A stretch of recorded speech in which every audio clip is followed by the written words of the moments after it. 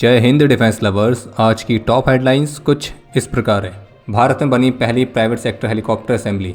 French firm Bengaluru में स्थापित कर रही है एडवांस रिसर्च के लिए R&D centre. Jet engine take के लिए भारत यूके और फ्रांस दोनों के साथ कर रहा है कोलैबोरेशन। यांगशी में इंडियन आर्मी ने AI का इस्तेमाल करके डिफीट किया था चाइनीज आर्मी के प्रयास को।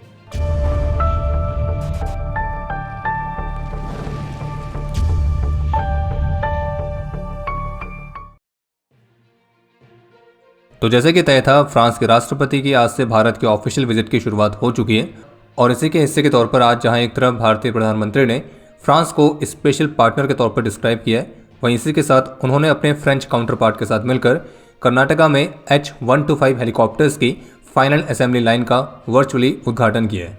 और जबकि भारतीय रक्षा मंत्री ने इस प्रोग्राम को हाईलाइट करते हुए इस बारे में जानकारी दी है कि ये जो H-125 प्रोग्राम है तो इसमें ₹1000 करोड़ से भी अधिक की इन्वेस्टमेंट की उम्मीद है, जो कि भारत में डायरेक्ट और इनडायरेक्ट एम्प्लॉयमेंट की अपॉर्चुनिटीज को क्रिएट करेगा। और जो H-125 हेलीकॉप्टर की फाइनल असेंबली लाइन है तो ये भारत की टाटा एडवांस सिस्टम लिमिटेड और एयरबस की पार्टनरशिप के तहत है और ये असेंबली लाइन कर्नाटक में स्थापित की जा रही है। और इस असेंबली लाइन के उद्घाटन के साथ भारतीय प्रधानमंत्री ने अपने संबोधन में यह भी कहा कि हमें इस बात पर गर्व है कि भारत और फ्रांस मिलकर भारत में दुनिया का एकमात्र ऐसा हेलीकॉप्टर बनाएंगे जो माउंट एवरेस्ट की ऊंचाइयों तक उड़ान भरने में सक्षम होगा और इसे पूरी दुनिया में हम एक्सपोर्ट करेंगे। और ऑफिशियली कंफर्म किया गया कि भारत में असेंबल होने वाला जो पहला H-125 हेलीकॉप्टर है तो उसकी डिलीवरी अगले साल यानी कि 2027 की शुरुआत तक होने की उम्मीद है। और साथ में इस हेलीकॉप्टर को साउथ एशिया रीजन में एक्सपोर्ट्स के लिए भी उपलब्ध कराया जाएगा। बाकी ये भी कहा जा रहा है कि ये जो H-125 हेलीकॉप्टर है ये इंडियन आर्म फोर्सेस के भी लाइट मल्टी रोल हेलीकॉप्टर्स की रिक्वायरमेंट को पूरा करने में मदद करेगा। और इस जॉइंट असेंबली लाइन के तहत जो टाटा है वो इनकी मैन्युफैक्चरिंग से लेकर इन हेलीकॉप्टर्स की टेस्टिंग इन सभी अलग अलग टास्क में शामिल रहेगी। और आपको ये भी बता दें कि भारत की पहली private sector helicopter assembly line है। फ्रेंच फर्म थेलिस की तरफ से अनाउंस किया गया कि वे बेंगलुरु में एक नए R&D सेंटर को स्थापित करेंगे और जो कि उनके कॉर्पोरेट लैबोरेटरीज के ग्लोबल नेटवर्क का भी हिस्सा होगा। और कंपनी का कहना है कि इस इनिशिएटिव का प्रमुख उद्देश्य है एडवांस्ड रिसर्च के मामले में भारत की आत्मनिर्भरता वाले विजन को और बढ़ावा देना और नए नए इनोवेशंस को ओपन करना, विशेष रूप से हार्डवेयर के मामले में। और इस फैसिलिटी में रिसर्चर्स की एक डेडिकेटेड टीम होगी जिसमें मास्टर्स, PhD स्कॉलर्स ये सभी शामिल रहेंगे। और जबकि कंपनी का कहना है कि वे हर वर्ष ग्लोबली R&D में 4 बिलियन यूरो से भी अधिक डेडिकेट करते हैं। बाकी इसके अलावा एक अपडेट यह है कि L&T कटुपल्ली में भारत की पहली कैडेट ट्रेनिंग शिप को लॉन्च कर दिया गया है और इस तरह की टोटल 3 शिप्स बनाई जानी है और इस पहली शिप का नाम है कृष्णा। और इसकी लॉन्च सेरेमनी के दौरान भारत के चीफ ऑफ डिफेंस स्टाफ भी मौजूद थे। इस शिप को L&T ने स्वदेशी तौर पर डिजाइन और बिल्ड किया है और इसी वर्ष के अंत तक ये भारतीय नौसेना को डिलीवर की जाएगी। और इन शिप्स का इस्तेमाल बेसिक ट्रेनिंग के बाद समुद्र में ऑफिसर कैडेट्स के एडवांस ट्रेनिंग के लिए किया जाएगा और इसके माध्यम से फ्रेंडली फॉरेन कंट्रीज के कैडेट्स भी ट्रेन होंगे। कल 16 फरवरी को भारतीय रक्षा मंत्री श्री राजनाथ सिंह ने भारत इलेक्ट्रॉनिक्स लिमिटेड और DRDO लैब GTRA की फैसिलिटीज को विजिट किया था, जिसमें से BEL की विजिट के दौरान भारतीय रक्षा मंत्री ने आकाश कॉम्बैट सिस्टम्स की 3री और 4थी रेजिमेंट को रवाना किया। वहीं इसके साथ साथ उन्होंने BEL के एक माउंटेन फायर कंट्रोल रडार को अनवील भी किया। इसे विशेष रूप से हाई ऑल्टीट्यूड एरियाज पर इस्तेमाल करने के लिए बनाया गया है। और BEL जो कुछ महत्वपूर्ण डिफेंस प्रोग्राम्स में शामिल है जैसे कि QRSAM systems, Tejas mark 2, AMCA, project Kusha, counter drone systems, naval weapon control systems और ऐसे अन्य सभी डिफेंस प्रोग्राम्स, तो उन सभी को भी भारतीय रक्षा मंत्री ने रिव्यू किया था। और वहीं GTRA की विजिट के दौरान भारतीय रक्षा मंत्री ने भारत के जेट इंजन प्रोग्राम की प्रोग्रेस की समीक्षा करी है।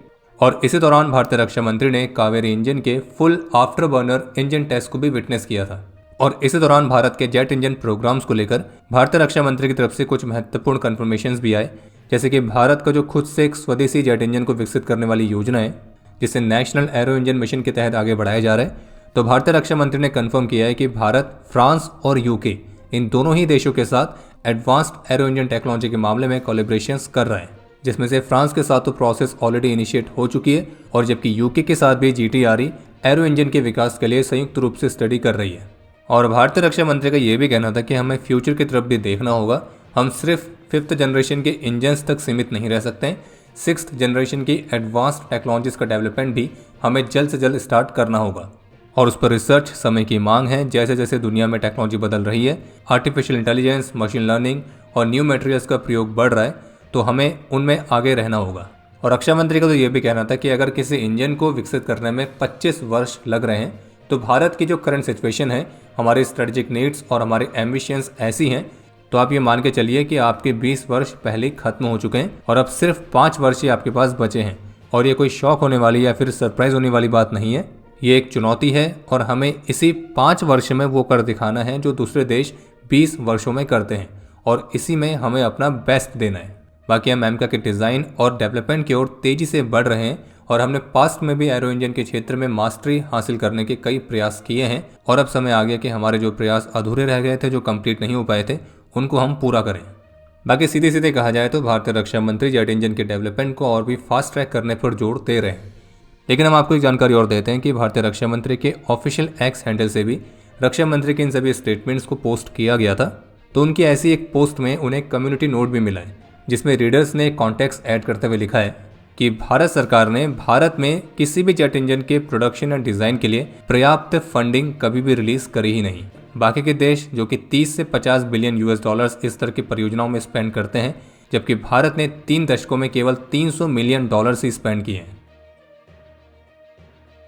इंडिया AI इम्पैक्ट समिट 2026 में अपने संबोधन में भारत की स्ट्रेटेजिक फोर्सेस कमांड के commander in chief lieutenant general Dinesh Singh Rana ने एक इंसिडेंट के बारे में बताया, जो कि तब हुआ था जब वे 4 कोर को कमांड कर रहे थे, और उस समय अरुणाचल प्रदेश में LAC के साथ कैसे भारत ने आर्टिफिशियल इंटेलिजेंस का इस्तेमाल करके चाइनीज़ मिलिट्री के घुसपैठ के प्रयासों को पहले से ही उसका अनुमान लगा के उसको नाकाम किया था। और आर्मी ने एक ऐसे AI पावर्ड सॉफ्टवेयर को बनाया था जिसने चाइनीज़ मिलिट्री के मूवमेंट की एग्जैक्ट टाइमिंग को पहले से प्रिडिक्ट कर लिया था, जिस वजह से भारत ने समय पर उस जगह पर अपनी डिप्लॉयमेंट करी, अपने सारे रिसोर्सेज को प्लेस किया, और इसी के परिणाम स्वरूप 0 इंडियन कैजुअलिटीज़ के साथ चाइनीज़ मिलिट्री के एक्शन को भारत के फोर्सेस ने सफलतापूर्वक नाकाम किया। और जैसे कि उनकी तरफ से कहा गया कि इंसिडेंट तब का है जब वे 4 कोर को कमांड कर रहे थे, यानी कि लगभग 2022 से 2023 के बीच का ही इंसिडेंट है। और ये इंसिडेंट हुआ था यांगशे में, जिसको only disputed territory held by India करके मेंशन किया गया है। बाकी दिसंबर 2022 में यांगशे वाले इस क्लैश को लेकर ही मीडिया रिपोर्ट्स भी देखने को मिली थी, जिसमें लगभग 300 की तादाद में चाइनीज़ ट्रूप्स ने इस एरिया की तरफ बढ़ना शुरू किया था। लेकिन भारतीय सेना ने चाइना के इस प्रयास को पूरी तरह से नाकाम कर दिया था, और अब ये क्लियर हो चुका है कि ये कैसे किया गया था। और इसमें जहां एक तरफ भारत को 0 कैजुअलिटीज हुई थी, वहीं दूसरी तरफ जो चाइनीज ट्रूप्स है वो काफ़ी गंभीर रूप से घायल हुए थे।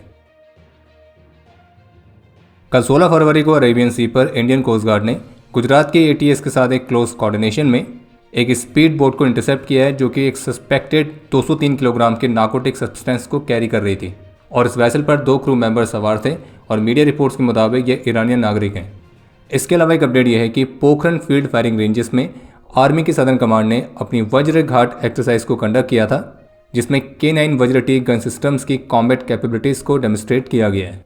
बाकी एक अपडेट यह है कि भारत की जो कोची शिपयार्ड लिमिटेड है, तो वो भारतीय नौसेना के नेक्स्ट जनरेशन सर्वे वेसल प्रोग्राम में सबसे लोवेस्ट बिडर के तौर पर उभर के सामने आई है। यानी कि अब जो कोची शिपयार्ड लिमिटेड है वो भारतीय नौसेना के लिए 5 नेक्स्ट जनरेशन के सर्वे वेसल्स का निर्माण करेगी, जिनकी ऑर्डर वैल्यू लगभग 5000 करोड़ रुपीज़ है। बाकी सोशल मीडिया पर एक फेक न्यूज़ ही वायरल की जा रही है, जिसमें क्लेम किया जा रहा है कि मणिपुर के फाइटर ग्रुप ने इंडियन आर्मी की असम राइफल्स यूनिट के 13 सोल्जर्स को कैप्चर किया है। लेकिन मणिपुर पुलिस की तरफ से कंफर्म किया गया कि यह दावा फेक है, इस तरह का कोई भी इंसिडेंट नहीं हुआ है, और ये इंडियन आर्मी के खिलाफ एक मिस इन्फॉर्मेशन फैलाने का प्रयास है। बाकी अब समय है आज के इतिहास का। आज के दिन 2022 में जम्मू कश्मीर में अपने अदम्य साहस और वीरता का परिचय देते हुए सिपाही संतोष यादव वीर गति को प्राप्त हुए थे। आज के दिन 1997 में 24 असम राइफल्स के नायक रंजीत सिंह रावत वीर गति को प्राप्त हुए थे। और आपके लिए आज का प्रश्न है कि NSG फोर्स की DG के तौर पर किस रैंक के ऑफिसर को नियुक्त किया जाता है। और अब समय है आज के टॉप 3 कमेंट्स का, जो ये रहे आपकी स्क्रीन पर।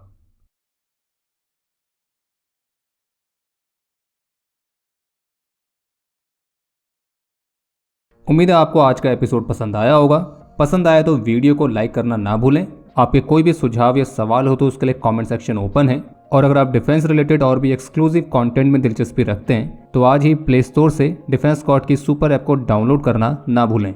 और अगर आप चैनल पर पहली बार आए हैं तो squadron.in पे जाके हमारे नए डिज़ाइंस को भी चेकआउट जरूर करें। बाकी जल्द मिलेंगे नए एपिसोड के साथ। तब तक के लिए जय हिंद, जय भारत।